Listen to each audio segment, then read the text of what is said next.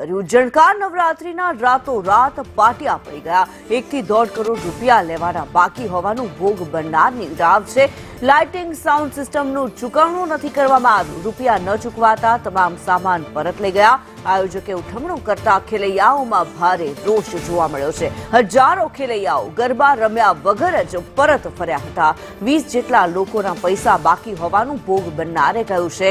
Sound, light, મંડપ, એસી તમામ સહિતના રૂપિયા ચૂકવણા કરવાના બાકી છે। ગઈકાલે રાત્રે રૂપિયા આપું છું તેવું કહીને આયોજક ફરાર થઈ ગયો। સુરતના વેસુ ખાતે આવેલા ઝંકાર નવરાત્રીનું ઉઠામણું થયું છે અને ઝંકાર નવરાત્રીના આયોજકો રાતોરાત લોકોના રૂપિયા ચૂકવવા વગર ફરાર થઈ ગયા છે। ત્યારે જેના રૂપિયા બાકી છે તેમની સાથે વાત કરીશું। સાહેબ, આપનું નામ અને કેટલા રૂપિયા બાકી છે અને શું કામ હતું આપનું? મારું નામ આશીષ છે। હું એનકે કપૂર એન્ડ કંપનીથી છું, દિલ્હીથી। અમારું આ હેંગરનું કામ હતું જે અમે ગણપતિ અને નવરાત્રીના કોન્ટ્રાક્ટમાં મુજબ 60 લાખનો અમારો કોન્ટ્રાક્ટ થયેલો છે, જે હજુ અમને ખાલી 30 લાખ રૂપિયા આપેલા છે। બાકીના 30 લાખ રૂપિયા આપવાની રજૂઆત કરી હતી પણ હજુ સુધી આપ્યા નથી।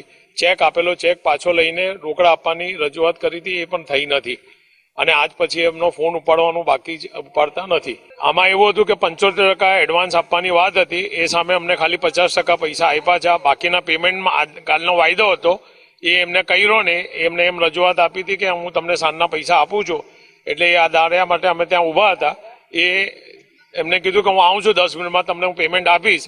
પણ એ પછી એમનો ફોન લેવાનો એ બંધ થઈ ગયા અને કોઈ રજૂઆત છે જ નહીં કે પૈસા આપશું કે નથી કે કઈ કરતા કોઈ જાતની વાતચીત થતી નથી। મારા હિસાબે લગભગ 1 કરોડથી 1.5 કરોડની ઉપરના પૈસા આપવાના બાકી હશે અને આ પછી અમે આગળ પોલીસને આ કેસ વિચારીએ છીએ, બધા મળીને રજૂઆત કરશું અને શું કરીએ એ હિસાબે પછી આગળથી। 22 लाख का कुछ कॉन्ट्रैक्ट था हमारा, तो जिसमें से सिर्फ हमको 2.5 लाख रुपए मिले अभी तक। बाकी अभी कुछ भी पैसे मिले नहीं और अचानक जो है इवेंट अभी ये प्रोग्राम कैंसिल किए और प्रोग्राम कैंसिल होने के बाद अभी कोई यहाँ मिल नहीं रहा है कि किससे हम बात करें, क्या करें। अभी इस बेसिस पे अभी हम सिर्फ अपना 15-16 वर्कर लेकर के सिर्फ एसी खोलना स्टार्ट किए हैं और यहाँ से भी हमको अहमदाबाद ले जाने के लिए टोटल माल हमको करीब 2.5-3 लाख रुपए खर्चा करना पड़ेगा। हाइड्रा बुलाना पड़ेगा। हमने फिर अपनी कंपनी से बात किया तो कंपनी वाले बोले ठीक है, अगर प्रोग्राम कैंसिल हुआ है तो एक काम करो, तब तक सिर्फ अपने आदमी को लगा करके एसी खोलना स्टार्ट करो, फिर आगे देखते हैं क्या करना है। अब कहाँ ले जाओगे सब एसी सामान? अब यहाँ से हमारा सामान सीधा अहमदाबाद जाएगा, गोडाउन हमारे।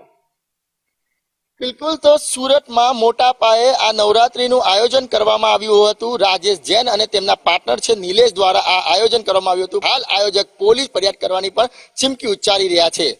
મહત્વની વાત એ છે કે ગઈકાલે પણ રવિવાર હતો અને મોટી સંખ્યામાં આ જે કહેવાય કે ખેલૈયાઓ છે તે રમવા માટે આવ્યા હતા, પરંતુ ગરબા નહીં રમવાના કારણે તે લોકો નિરાશ થઈને પરત ફર્યા હતા।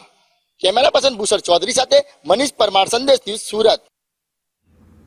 અંબાજીના ત્રિશુળિયા ઘાટ પર એક